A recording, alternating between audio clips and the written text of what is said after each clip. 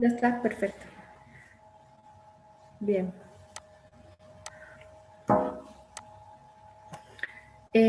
Vamos a ver ahora todo lo que son métodos de diagnóstico en lo que son enfermedades autoinmunes. Es un resumen prácticamente de todo lo que hemos avanzado, algunas cosas que ya han visto en práctica, pero he hecho un poquito de hincapié en lo que son el laboratorio, sobre todo inmunológico. No sé por qué está tardando, capaz mi cámara me enseguida. Bien. Bueno, primero hacerles recuerdo de lo que es el laboratorio inmunológico y no vamos a saltar la parte de lo que es laboratorio general, solamente vamos a dar un pequeño concepto. Recordarles que los reactantes de fase aguda, que conocemos es la eritrosedimentación y la proteína C reactiva, que lo que nos va a marcar es la severidad del compromiso inflamatorio y la magnitud, sobre todo, del compromiso inflamatorio.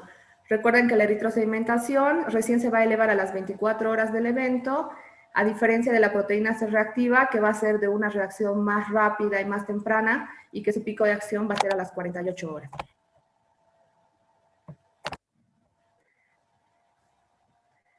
Para lo que es el diagnóstico de enfermedades autoinmunes, tenemos que tener en cuenta lo que es ya el examen físico, que hemos visto, más la historia clínica, que son los síntomas clínicos del paciente, y la detección de los autoanticuerpos, que es lo que vamos a ver hoy día.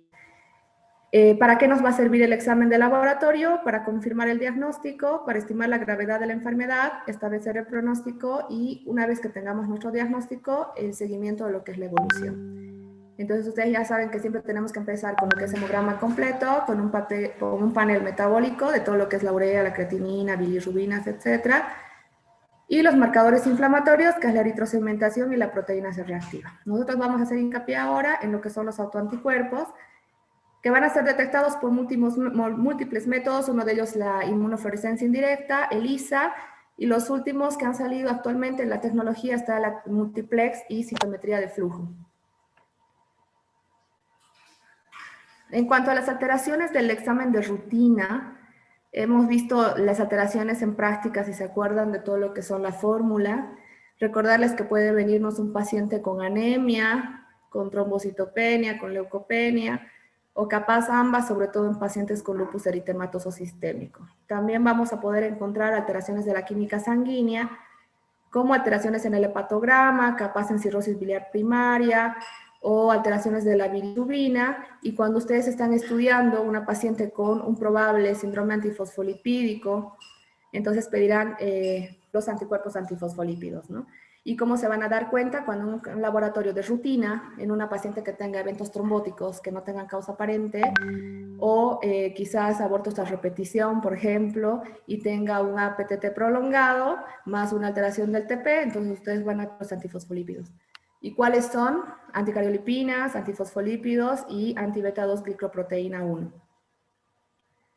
Si tienen un paciente que viene con debilidad muscular, con pérdida de fuerza, o quizás algunas parestesias que le están también mostrando algún compromiso, pueden pedir lo que es las enzimas musculares. Entre esas tenemos la aldolasa, la CPK, la LDH y a veces también puede ser la GOT, que les va a venir alterada. En los análisis de orina en reumatología nos interesa bastante lo que es la proteinuria, hematuria y el sedimento urinario, que es fundamental. En la hematuria, ¿qué glóbulos les interesan ver? Los glóbulos rojos, pero ¿cómo tienen que estar los glóbulos rojos? Dismórficos, porque si hay lisis, si ya les están hablando de una glomerulonefritis, nosotros vamos a tener glóbulos rojos dismórficos, a diferencia de una infección urinaria u otra causa de hematuria microscópica, donde sus glóbulos rojos van a ser isomórficos. En el diagnóstico de enfermedades autoinmunes, entonces nosotros vamos a tomar el principal hincapié en lo que son los anticuerpos, que son los autoanticuerpos. Pero no solamente hay autoanticuerpos en enfermedades reumatológicas, sino también hay autoanticuerpos en enfermedades órgano-específicas que pueden estar relacionadas a otra patología, como por ejemplo la diabetes, que les va a dar anticuerpos antiinsulina, los anticuerpos antimitocondriales en cirrosis biliar primaria, o por ejemplo también en hipotiroidismo de Hashimoto, donde ustedes van a tener anticuerpos antitiroglobulina y el ATPO, ¿no ve? Que es la enzima peroxidasa de la tiroides. Entonces, ¿qué es lo que nos interesa a nosotros en el área de reumatología? Este cuadrito que les he traído aquí que en realidad es un cuadrito un poquito más de especialidad, la parte sobre todo de determinante antigénico, pero a nosotros nos interesa la parte del autoanticuerpo y la asociación clínica que puede tener. Entonces, esto lo vamos a dejar un ratito a un lado para explicarles de dónde salen esos autoanticuerpos. En laboratorio, en reumatología y en todas las demás áreas tenemos múltiples métodos. El que nos va a interesar es, sobre todo para el anticuerpo antinuclear, es la inmunofluorescencia indirecta. ¿Qué es lo que va a hacer esta inmunofluorescencia? Se basa en que los antígenos van a ser reconocidos por autoanticuerpos del suero del paciente y eso es lo que nos va a determinar diferentes tipos de patrones, que eso ya lo vamos a ver también, qué tipo de patrones, y los patrones les van a orientar a una determinada enfermedad. Tenemos la técnica ELISA, que nos va a servir para medir los ENA profile, que es la determinación que les van a inclinar más a un diagnóstico de su paciente. Y otras técnicas nuevas, como el multiplex y la citometría al flujo, que ahora no la vamos a ver. ¿Cuál va a ser el significado clínico que nosotros tengamos de lo que son los anticuerpos? Especialmente en el anticuerpo ANA, que hemos visto que es el antinúcleo citoplasmático, depende de dónde vaya dirigido el anticuerpo. Entonces, esto es lo que a mí me interesa. Los anticuerpos antinucleares van a tener diferentes tipos de patrones. Entre esos está el patrón homogéneo, el periférico, el moteado y el nucleolar. Aquí nos falta uno, que es el centromérico, que si se acuerdan en práctica, yo les he dicho que cuando ustedes vean un patrón centromérico, entonces se van a guiar a lo que es una esclerodermia limitada. El patrón homogéneo, que si han visto acá es un cuadrito, que es una imagen nuclear que ustedes van a ver en lo que es el microscopio. Van a ver el núcleo homogéneo, como está pintado aquí en el dibujito del núcleo. Este es un patrón de imagen homogénea que les va a orientar a un anti-DNA. Y el DNA va a estar relacionado con el lupus eritematoso sistémico. Hay muchas otras enfermedades como el lupus inducido por drogas u otro tipo de lupus que van a estar orientados, pero lo que yo quiero que ustedes fijen es que vean lupus y patrón homogéneo. El patrón periférico, el moteado y el nucleolar, como verán en su dibujito, va a estar más relacionada a otras enfermedades del tejido conectivo, como por ejemplo el anti-RO, el anti-LA, el anti-SM, que les puede dar también lupus, pero también les puede dar otras enfermedades del tejido conectivo, como síndrome de Sjögren o esclerodermia. El patrón anticentrómero es el que les va a dar más la imagen de esclerodermia limitada. Entonces, ¿cuáles van a ser las condiciones asociadas a un anticuerpo antinuclear positivo? El anticuerpo antinuclear positivo nos va a ser muy útil para el diagnóstico de lupus, de esclerodermia sistémica, también para el Sjögren, para polimiositis y dermatomiositis, muy útil para ver el diagnóstico y el pronóstico en fenómeno de Raynaud y en artritis idiopática juvenil. Va a haber una parte crítica, sobre todo en el lupus y en la enfermedad mixta del tejido conectivo y en la hepatitis autoinmune. Pero ¿para qué no nos sirven los anticuerpos antinucleares? No nos van a ser útiles en la artritis reumatoidea, porque la artritis reumatoidea no tiene anticuerpo antinuclear, ni tampoco enfermedades de la tiroides, ni tampoco enfermedades infecciosas, ni fibromialgia. Entonces, en esos casos, anticuerpo antinuclear no les va a servir absolutamente para nada. Estos son los dibujitos de los patrones, que es como se ve en el microscopio de luz polarizada. Les mostré que se ve un núcleo homogéneo, y en este núcleo homogéneo nos está marcando que hay un anticuerpo anti-DNA positivo. Y entonces, anti-DNA positivo, ustedes ya tienen que asociar con un posible lupus. Pero ¿cómo tienen que diagnosticar? Mediante la otra técnica, que es el anti-DNA. Entonces, ustedes ven un patrón homogéneo, se van a pedir anti-DNA. Anti-DNA está relacionado al lupus eritematoso sistémico. Estos son dos tipos de patrones, que son patrones moteados, que no los voy a marear porque hay bastantes, hay gruesos, hay finos, etc.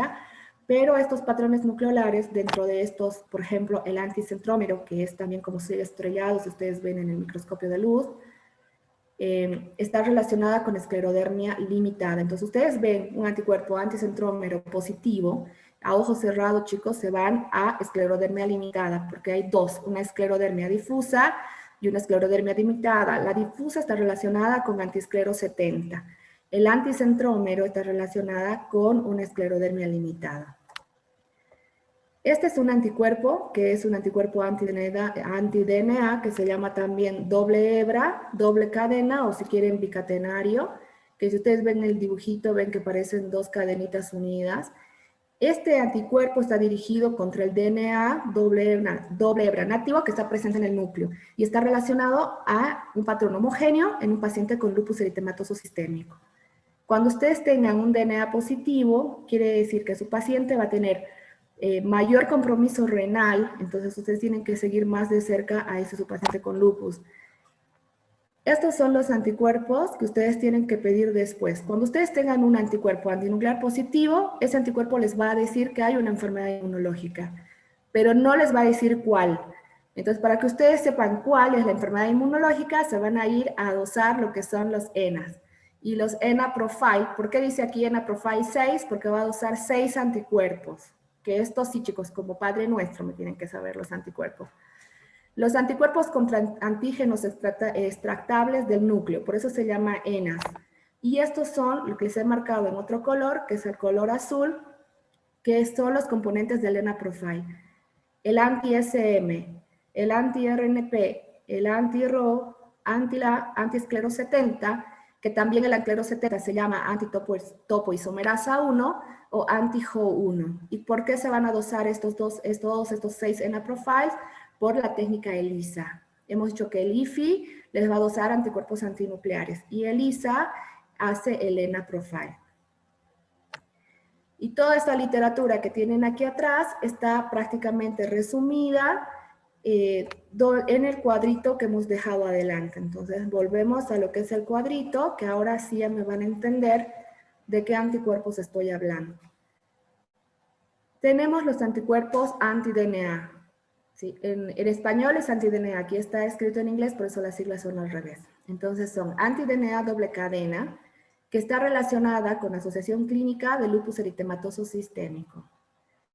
Tenemos el anti-SM, que está relacionada también con lupus eritematoso sistémico, y el anti-RNP, que está relacionada con enfermedad mixta del tejido conectivo.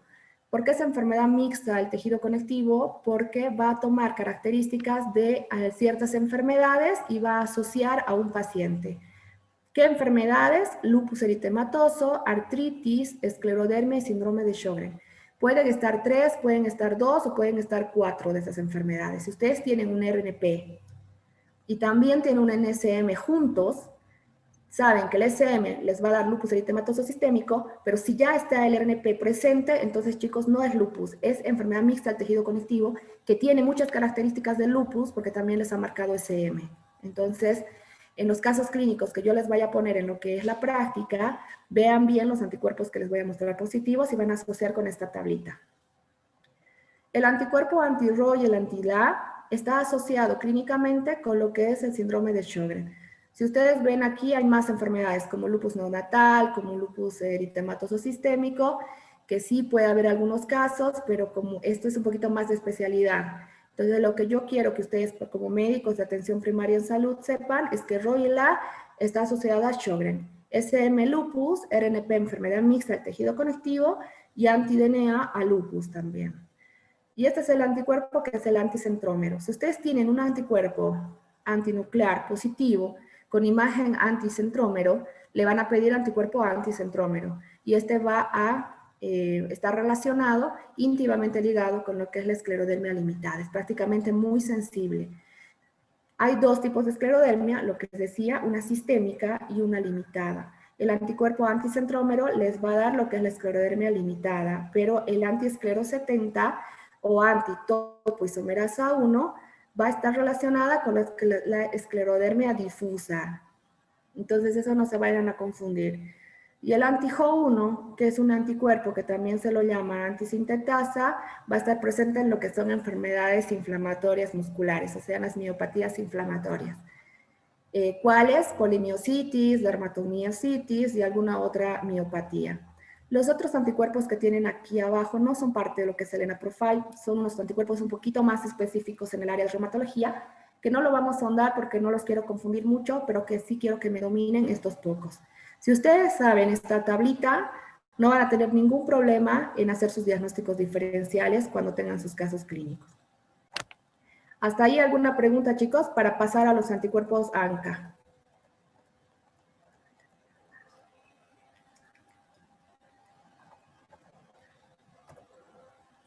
Los anticuerpos Anticitoplasma de neutrófilo, que son los anticuerpos ANCA, hemos dicho que pueden ir dirigidos al citoplasma o pueden ir al perinucleares. Entonces tenemos dos tipos de anticuerpos, que es el ANCA-C y el ANCA-P. Estos anticuerpos van a estar determinados mediante lo que es la técnica de inmunofluorescencia indirecta. Y sabemos que si ustedes no tuvieran la técnica IFI para dosar los ANCA, podemos pedirlas de manera cuantitativa en la técnica ELISA dos anticuerpos, los anticuerpos antiproteinasa 3 y el antimieloperoxidasa, que van a estar relacionados a lo que son también los ANCA. Si ustedes piden el antimieloperoxidasa, va a estar relacionado a lo que es el ANCA-P. Y el antiproteinasa 3 va a estar relacionada con el ANCA-C. ¿Qué es lo que ustedes tienen que fijar en sus cabecitas cuando lean ANCA positivo? Directamente vasculitis. Hay otros cuadros que pueden dar ANCA positivo, pero en atención primaria, chicos de salud, ustedes asocian ANCA a vasculitis. Y según la vasculitis, va a estar asociada a diferentes ANCA. La granulomatosis de Wegener o poliangitis granulomatosa va a estar asociada a lo que es el ANCA-C. En cambio, la poliangitis microscópica, que también se llama PAM, va a estar asociada al ANCA-P, al igual que el síndrome de Church-Strauss. Tenemos el factor reumatoideo y el anti-CCP, los dos marcadores de una enfermedad que es la artritis reumatoidea.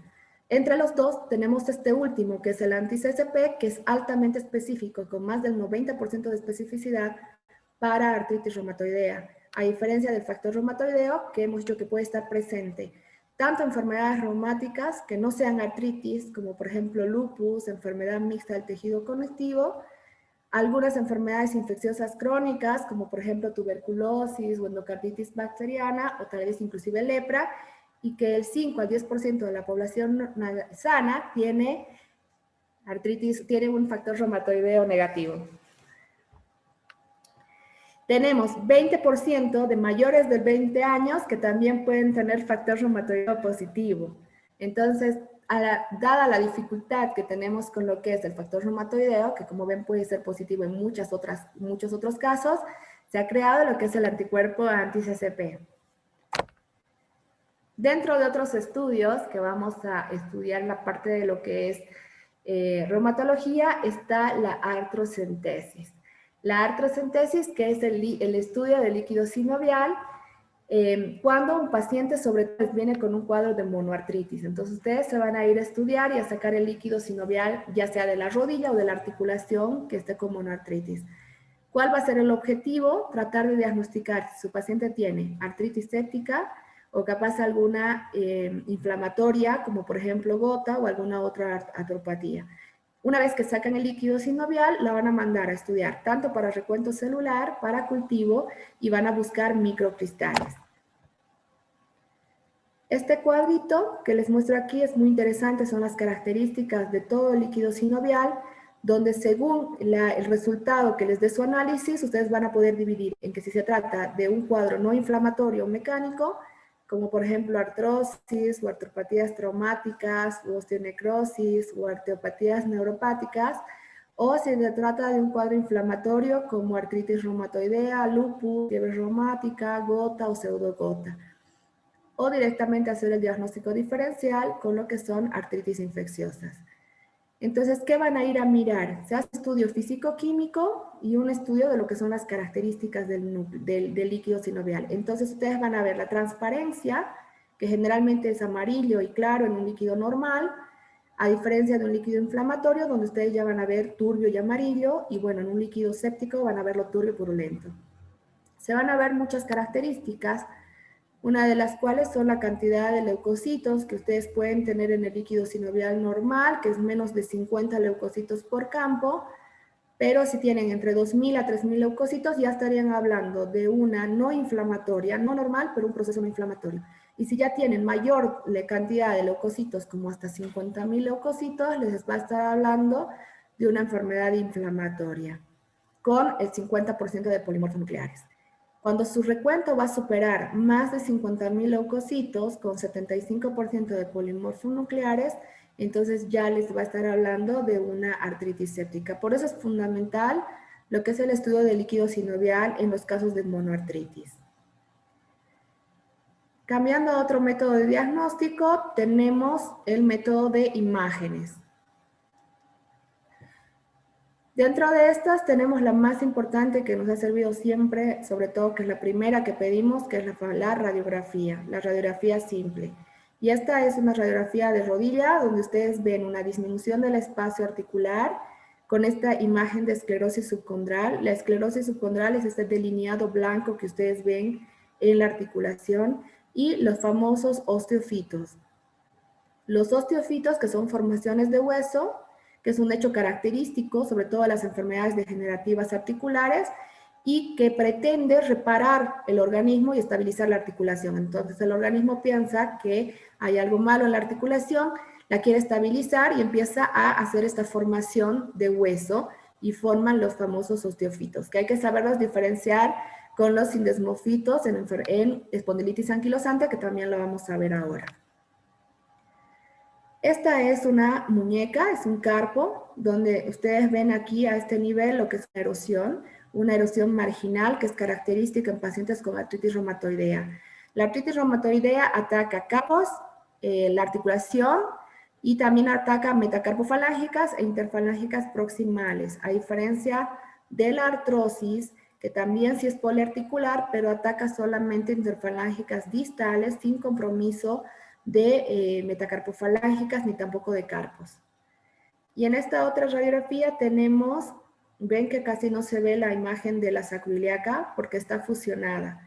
Hay una anquilosis importante de lo que es la sacroiliaca en pacientes con espondilitis anquilosante. Aquí tenemos una radiografía de hombro. Si ustedes ven a este nivel, a nivel de lo que es el supraespinoso y la bursa subacromodeltoidea, ustedes van a ver un depósito de como que pareciera de calcio en la radiografía.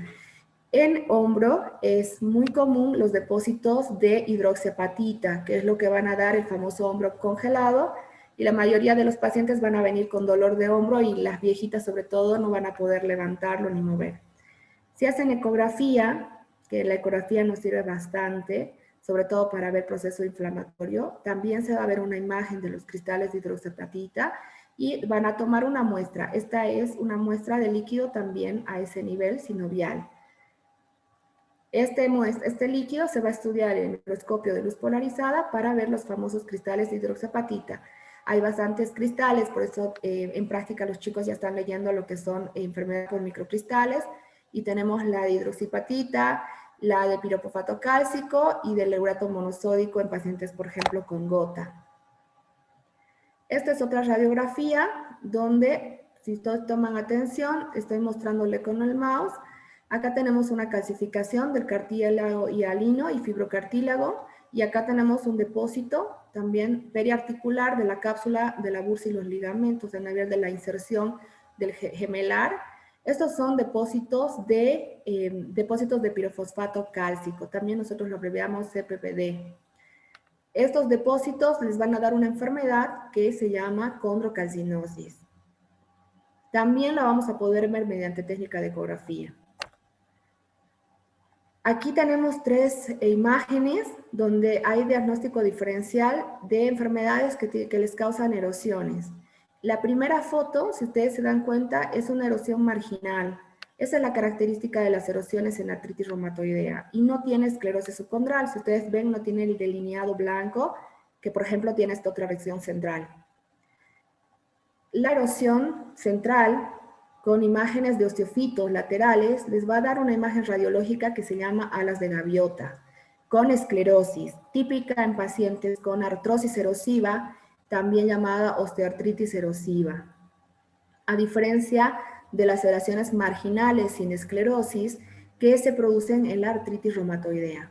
Tenemos otra enfermedad erosiva, como por ejemplo la artritis gotosa, que les va a dar un signo radiológico de mordedura de rata o también erosión en saca bocado. Justo está aquí paralelo a un tofo. Si ustedes ven, aumento de parte blanda. Y tenemos también aquí arcos. Estos arcos óseos que ustedes ven aquí en lo que es la columna, los vamos a llamar sindesmofitos. Los sindesmofitos son la calcificación o la osificación del anillo fibroso intervertebral en lo que son las enfermedades inflamatorias. a diferencia del osteofito, que los osteofitos van a crecer como picos de loro. Cuando ustedes vean cinesmofitos, columna en caña de bambú y la cuadratura vertebral, entonces se van a dirigir sí o sí a solo una enfermedad que causa eso, que es la espondiloartritis anquilosante. Otra técnica que ha jugado un papel importante en los últimos años es la ultrasonografía.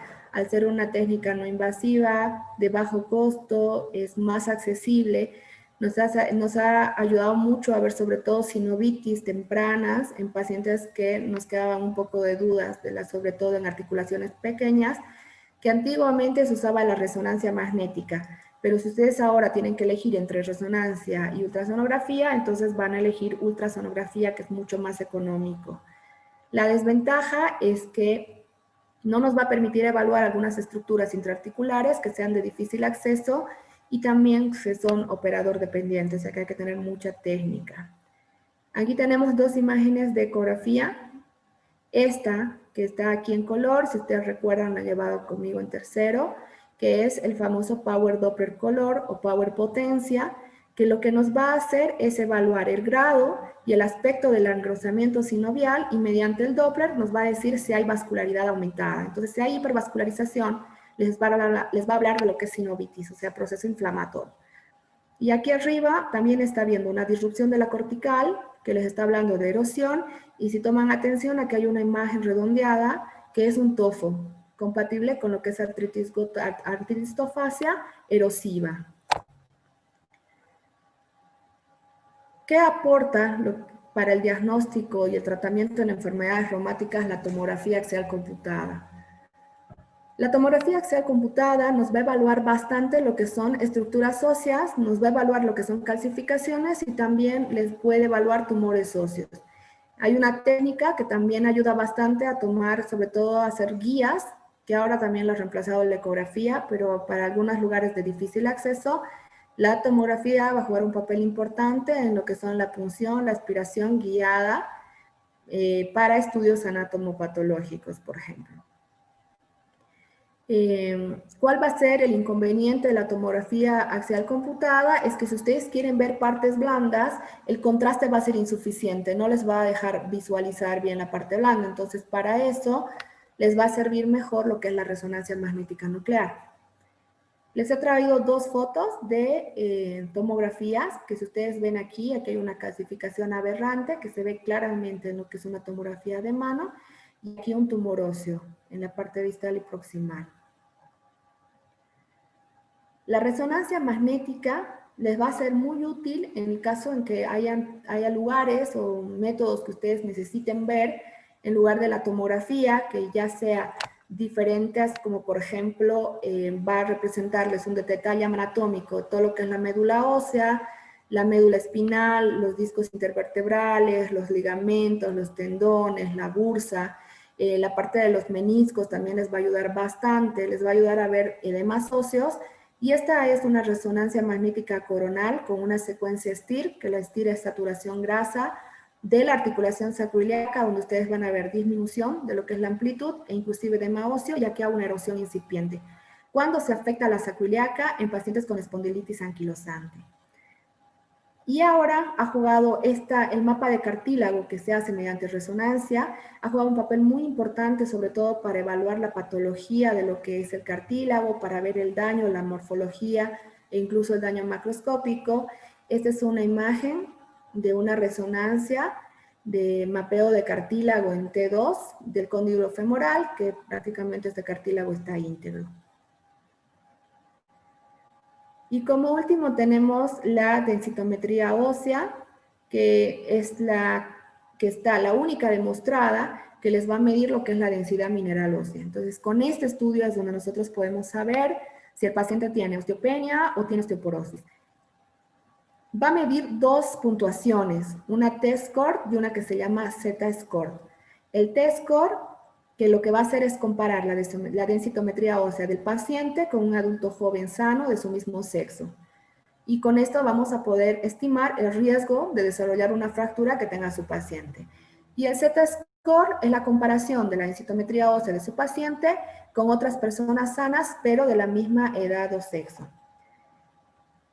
Y es así que la Organización Mundial de la Salud en 1994 entonces ha establecido lo que son criterios diagnósticos para evaluar una densitometría ósea. Vamos a volver aquí para que me vean lo que son las imágenes. ¿Qué es lo que nos interesa en una densitometría ósea? La densitometría ósea nos va a interesar la de la columna y de la cadera, que mide el hueso esponjoso, que es lo que nos interesa. Entonces, se hace un corte, que aquí está de L1 a L4, se podría decir técnicas o algunos otros equipos miden L2 y L4, que nos interesa bastante ver más sobre todo L2 y L4, pero en el caso que nos mida directamente L1 a L4, entonces nos vamos a ver dónde está L1 y L4 y nos vamos a buscar al T-score. Este es el T-score y este es el Z-score. ¿Qué nos interesa ver? El T-score. Entonces vemos que el T-score es 1.2. Aquí arriba va a estar una línea de 3 colores. En verde va a estar la parte normal, lo que se considera normal según la Organización Mundial de la Salud, que es mayor a -1, o sea, -1, 0, 1, 2, 3, etc. De 1.5 a 2.5, más o menos, aquí que se va a marcar lo que es la franja amarilla, que esta ya es osteopenia. Y cuando sea mayor a -2.5, -2.3, -2. No sé, -3.4, -4, -5, etc., les va a marcar en la parte roja que es la osteoporosis. Entonces, aquí hay otro dibujito para hacer práctica. Vemos L1, L4 y nos vamos a buscar el T-score. El T-score tiene una puntuación de -2.2. En nuestra tabla, -2.2 más o menos estaría localizado aquí. Franja amarilla, entonces su paciente tiene osteopenia. Hemos dicho que cuando supera -2.5, que como va con negativo adelante, entonces va a ser inferior. 3 es inferior a -2.5. Por eso es que la Organización Mundial de la Salud dice inferior. Si es -2.5, -2.8, -3, ya estaríamos en osteoporosis. Estamos en 2.2, entonces es un cuadro de osteopenia. Vamos a la última. Esta es una densitometría ósea de cadera, que es lo que ustedes tienen que medir, donde está la mayor cantidad de hueso esponjoso, que sería en el cuello. Entonces nos vamos a ver cuello y nos vamos a ver el T-score. Y el T-score marca -0,6. Entonces, ¿dónde estaría 0? Aquí, aproximadamente aquí. Y entonces es un hueso normal. Estos son unos ejemplos de lo que es densitometría ósea, que por lo menos tienen que saberla leer cuando llegue a sus manos. Pueden empezar a practicar, que seguramente tienen familiares, tías, etcétera, que pueden tener densitometrías óseas. Entonces empiezan a agarrar y a practicar. No es muy difícil, lo único que tienen que saber es los criterios de la Organización Mundial de la Salud y ya prácticamente en el informe de densitometría ya les va a venir marcado lo que son los colorcitos. ¿Alguna pregunta hasta ahí, chicos?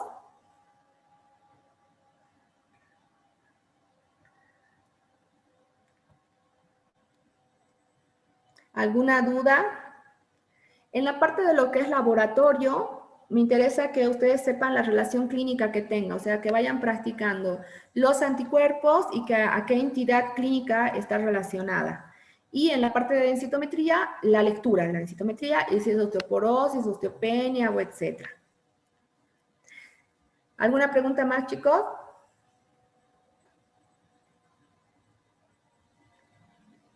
Nada, espero que me hayan entendido. La presentación va a estar en la plataforma para que la vayan repasando y me deben una clase, entonces esa clase la voy a pasar grabada, que ya les voy a avisar cuando ya la va a subir a la plataforma. Y nos vemos entonces en la próxima clase con la otra parte del tema. Un gusto, chicos, en verlos. Chao, chao, doctora, hasta luego. Chao, chao.